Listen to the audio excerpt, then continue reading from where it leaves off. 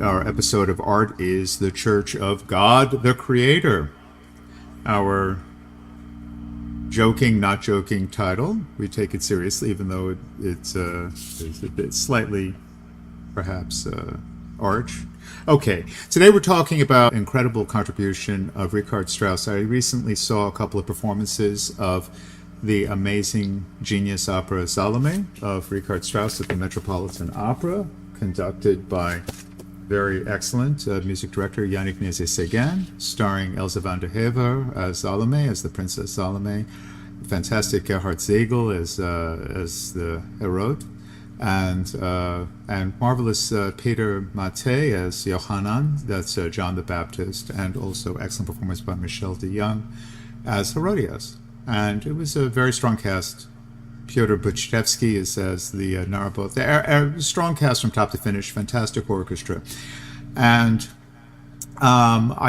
it's very, very rich work, and it's masterpiece on a number of levels. I don't want to talk about the staging or the acting or the vocal performances or even the orchestral writing so much. I want to talk about Strauss's fantastic contribution to the language of music, which he initiated in Salome, which I consider to be really the dawn of modern music. So I have the score here, and I have some analytical comments, which I'm sort of paraphrasing from Richard Cheryskin's Oxford History of Western Music, Volume 4, the early 20th century. And German composer Richard Strauss was a successor to Wagner, and he lived into the mid-20th century. He lived until 1949. But his great revolutionary masterpieces, Salome and Electra, were before World War I.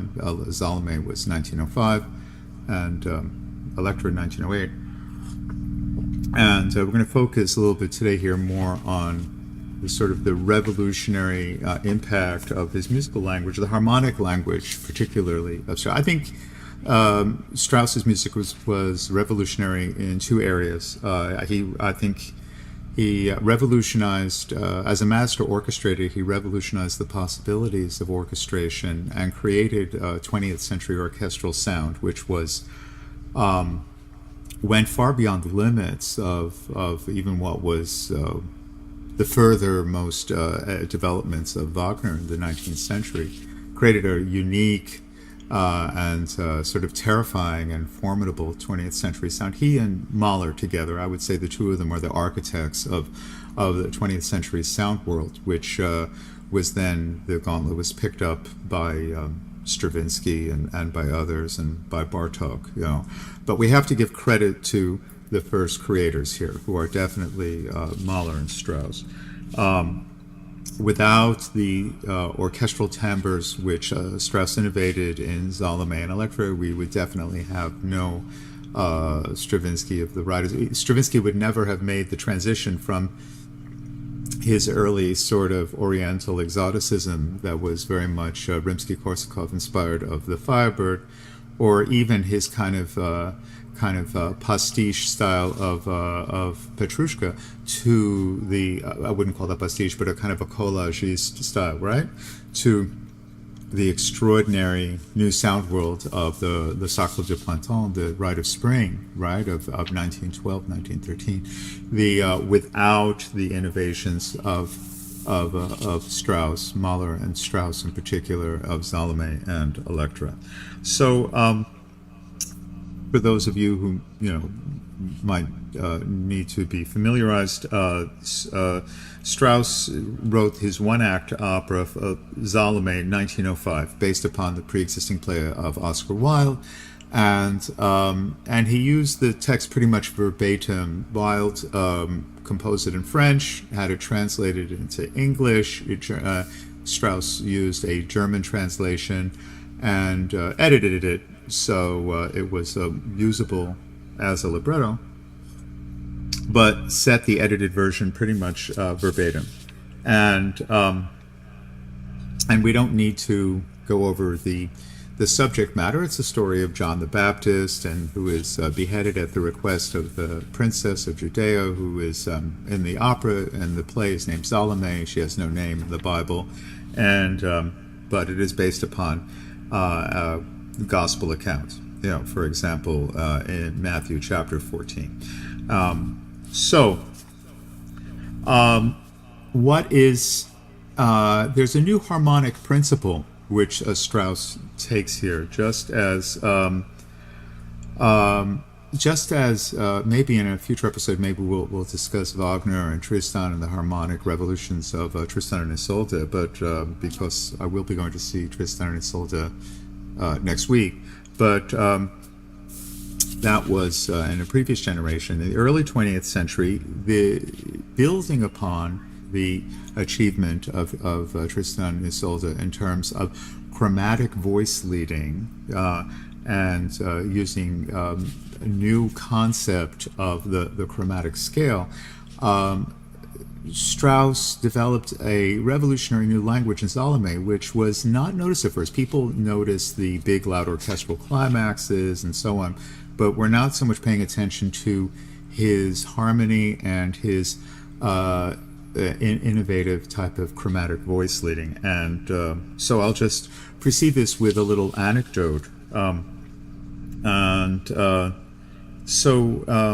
According to Richard Cheruskin, that prior to the debut in 1905, December 9th, in Dresden, Gustav Mahler made Schoenberg. At this point, the young Arnold Schoenberg was a disciple was studying with both Mahler and Strauss. It says Mahler made Schoenberg the gift of the vocal score of Strauss's opera, right? And one of Schoenberg's pupils, Egon Welisch, happened in on him while he was taking his first look at the opening pages, and heard him marveling that it would be 20 years before anyone would be able to figure out by what principle they were composed. So what was the principle by which Salome, that Schoenberg discovered in the opening pages of Salome, and by examining the vocal score, which perhaps maybe you can see a little bit here on the screen, or the full orchestral score, which is a little bit difficult to read, but I enjoy reading it, and you might enjoy reading it as well. That's how it looks. Okay, the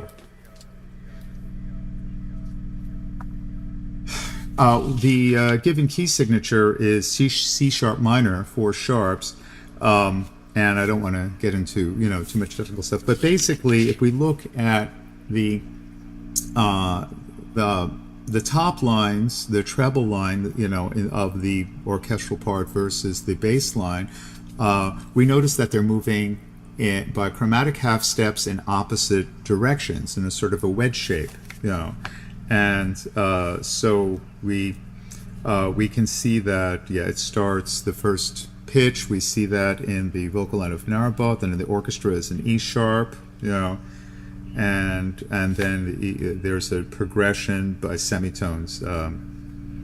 We see E sharp and E, and then the outer voices go up to C sharp, the bottom down to A flat, and it forms a step-by-step wedge out, and each time it arrives at a different note, then it's harmonized differently. So instead of modulating through any sort of like traditional circle of fifths, we have a triadic harmonization of a chromatic voice leading, which is axial, from an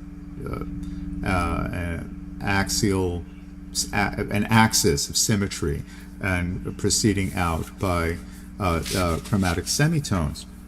And if you look throughout, Cheruskin calls the semitonal expansion / contraction, and the opening harmonies also function as a kind of a leitmotif to represent the emotional world or the psychological mood of the characters. And so if we look at Salome's entrance, this is even expanded further. When Salome enters her Again, the top line starts from E sharp. Again, E sharp.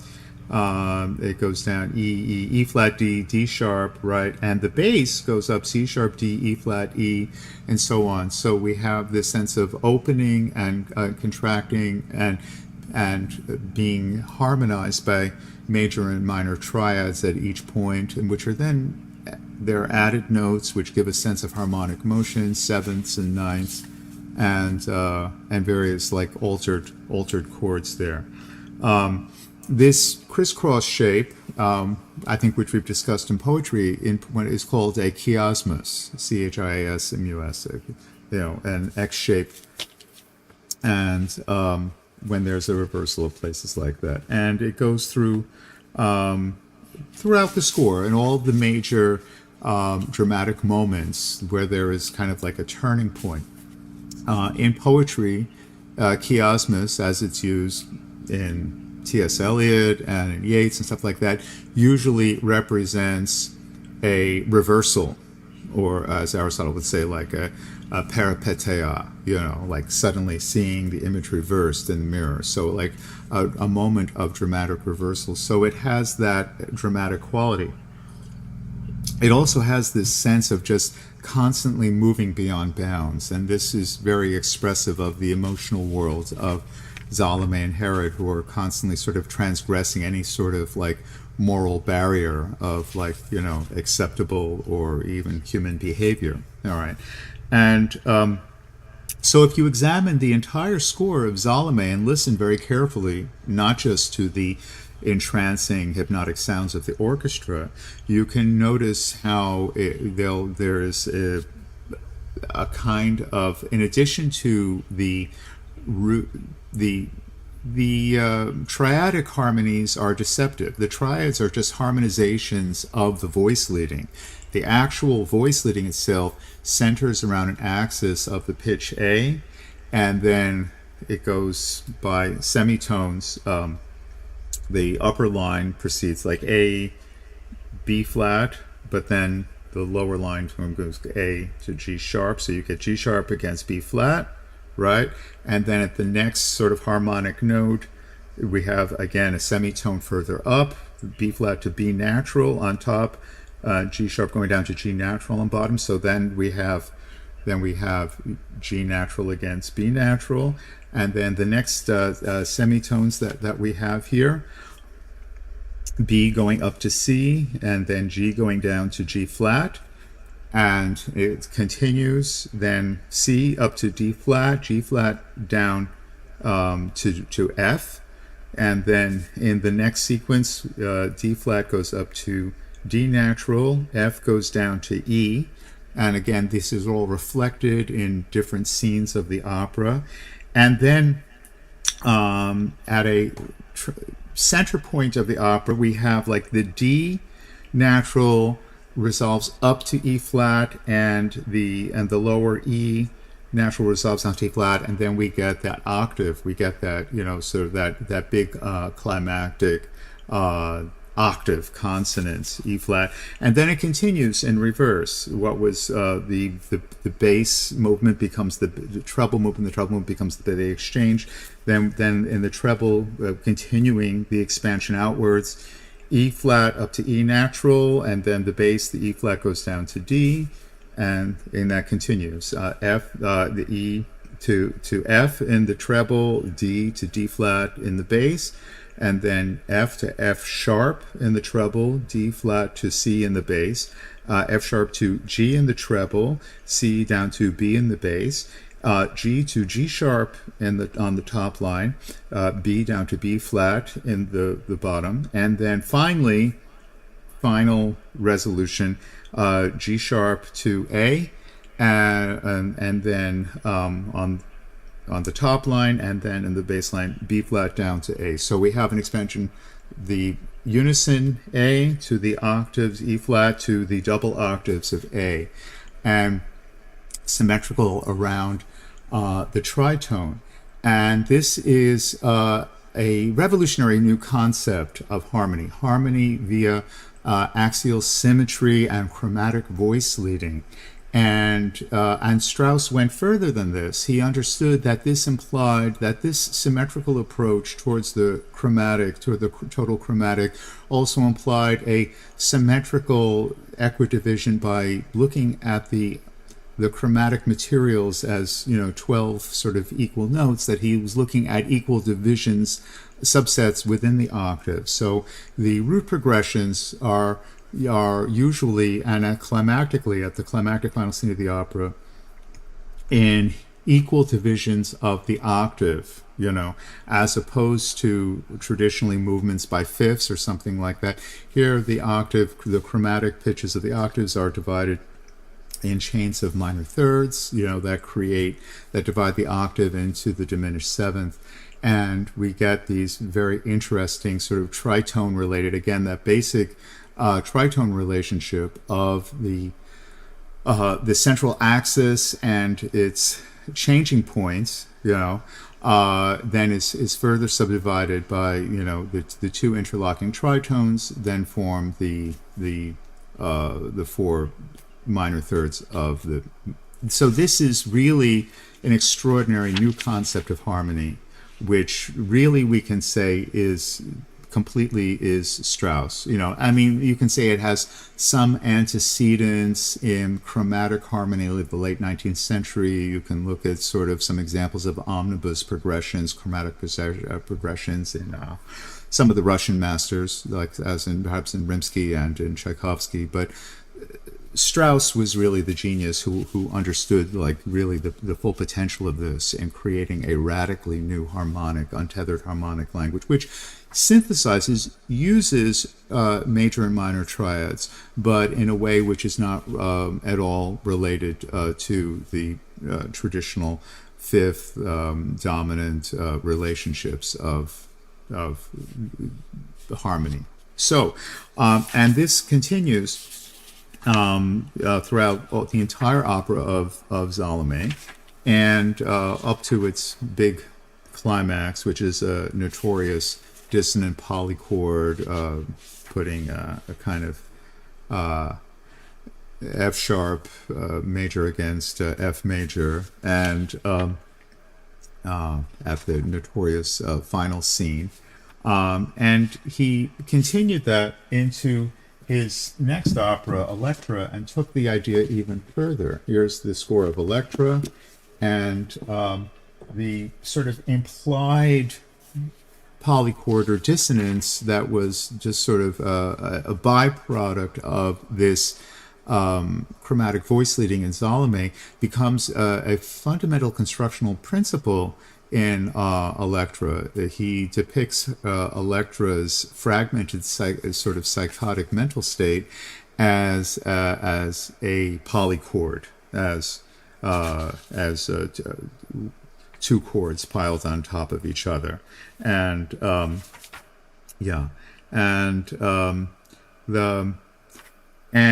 that's sort of the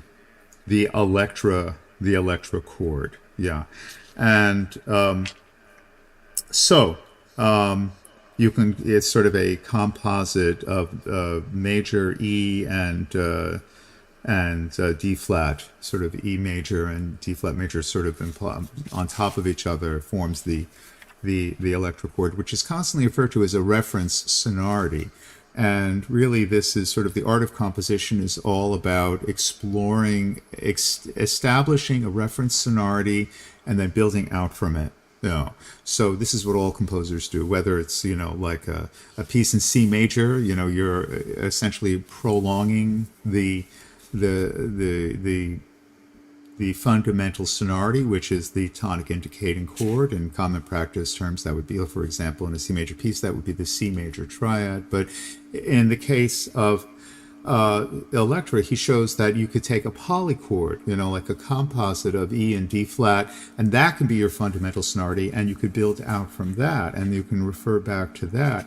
This is extraordinary. This is the birth of modern music. I really had the experience at the Metropolitan Opera, listening over and over again to it, that this is the birth of modern language, and this is just emerging. It was just sort of like a glorious sunrise of the new possibilities of fully chromatic voice leading and harmony. Yeah, and this idea of expansion out by semitones from an axis is continued all throughout all of the major dramatic moments of Electra, and the sort of that idea of that reference sonority. In addition to his incredible innovation in orchestration, which directly leads to Stravinsky's Rite of Spring, this harmonic idea is immensely influential both to the tonal and non-tonal composers, both to to virtually every major composer of the 20th century. This directly influences the harmonic language not only of Stravinsky but of Bartók, who was sort of Strauss's really ardent disciple, and this idea of axial symmetry and harmony. We find it in the inversional relationships of hexachords in the 12-tone music of Schoenberg, and really explicitly in Webern, like his Opus 27 piano suite, Opus 27. Like where all of the pitches of the 12-tone series are arranged symmetrically around one central pitch, which doesn't change. And that axis of symmetry is an alternative or a substitute for the fundamental. I think what Strauss was reaching toward, which he doesn't really, he was developed the first stages of this language in Salome and Electra, he was trying to synthesize the triadic harmony, with chromatic voice leading, axial chromatic voice leading. And this is central to my compositional process. This is central to my way of organizing musical space. Whether I'm using a chromatic mode, like my 5-limit mode 675, which is fully chromatic, or semi-chromatic modes like mode 225, or the simpler sort of like folk modes. All of them have an axis of pitch symmetry, and because of the way I compose rhythmically, there's also an axis of rhythmic symmetry. So the way I organize my music is that there is a pitch axis, a symmetrical axis of pitch, and there's also a rhythmic axis, which you could say, like rhythmically, is the sort of center of the palindrome, right? And then in addition to that, when I'm writing in diatonic modes, there's also triadicism. There's also harmonization by triads, by major and minor chords, and that's, in terms of the axis of symmetry, the lower axis, so we can think of that in terms of Riemannian or neo-Riemannian theory. The lower axis closer to the lower partials of like 4, 5, and 6 forms the major triad, and then the upper partials, then we get the minor triads starting with like 10, 12, 15, in terms of harmonies that are derived from the overtone series. I realize this is a little bit technical, what I'm talking here. I'll come back to later. I'll talk about my relationship to neo-Schenkerian theory in terms of triadicism, and the neo-Riemannian theory in terms of symmetry and the reflections of major and minor triads in bass and treble, and how, for me, this is generalized into a principle not only of harmony but also of rhythmic construction as well. And this is why this is so important to me. This really begins with Strauss, with Salome and Electra. So when we, and this contributes to the overwhelming emotional catharsis. It's not just technical. I realize I'm sort of speaking technically, but the point is that composers work, they give their blood, sweat, and tears to their technique to create an emotional world which can really open up and can be devastating, and which can result in complete catharsis. And it's not just a matter of making noise and yelling and screaming. It's really about sort of the deep contemplative work of looking at every aspect of musical language and examining it and saying, how can I make it new? How can I make it relevant? And Strauss did that.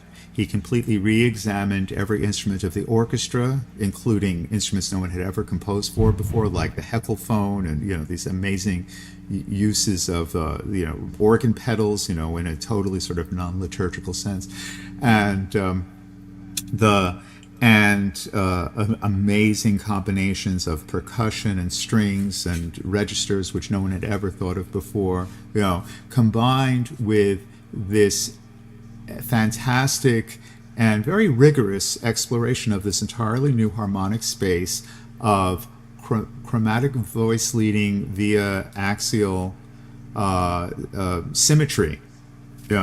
And he establishes the idea of symmetry as a fundamental path for modern composers, and this really begins in 1905 and continues also in Electra in 1908. And without this, we would not have the radical breakthroughs of Erwartung. What Schoenberg was able to understand, he was able to remove triadicism, and he was just kept the chromatic voice leading. So if you listen to Erwartung, it's kind of like Salome or Electra, but without the punctuating triads, without the big D minor, C minor, the big cadences, which punctuate the big moments in Strauss, and that creates a more disorienting effect, right? But ultimately, in terms of building upon tradition, I think it's really more valuable to build upon what we already have, which is our history of triadicism and then chromaticism and then beyond that. And so I just wanted to thank the Metropolitan Opera, the Metropolitan Opera Orchestra, conductor Jan Ignatius Segan, and the performers, but most of all, the great genius Richard Strauss, for composing the great masterwork Salome and Electra, which opened up this new compositional space for us to experience our deepest emotions and catharsis through. And then through the music, then we get deeper insights into the text, into the words, into the characters, into the situations, and it's not just a shocker, but it's like a deeply, profoundly moving experience. So, all right, this was a short, kind of a somewhat shortened episode. I think I'll be talking more about this in the future. I certainly will be talking more about how Strauss developed ideas out of Wagner, and again, how this sort of synthesis of chromaticism and triadicism and new concepts of pitch structures inform my own compositional practice. So anyway, I think that'll be it for now. Until then, until we meet again, have a great week, and remember, art is the church of God the Creator.